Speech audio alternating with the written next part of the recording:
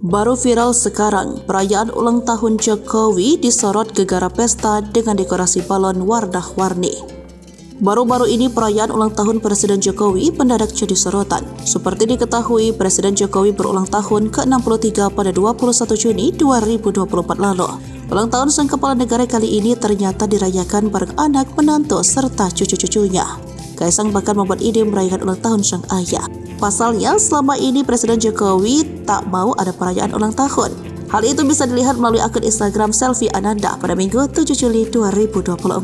Pada video tersebut memperlihatkan momen saat perayaan ulang tahun Presiden Jokowi. Perayaan ulang tahun orang nomor 1 di Indonesia itu ternyata ide dari sang putra bungsu Kaisang Pangarep. Mas Kaisang ngide acara ultah bapak karena bapak gak suka perayaan ultah, tulis akun Selfie Ananda.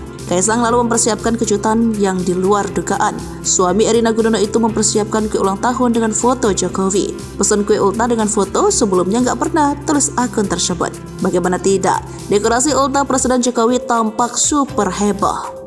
Rumah Presiden Jokowi bahkan penuh dengan balon warna-warni. Pesan dekorasi balon dan mainan karena banyak anak-anak, sambungnya. Kaisang bahkan mempersiapkan organ tunggal sampai tumpengan untuk perayaan ulang tahun Presiden Jokowi.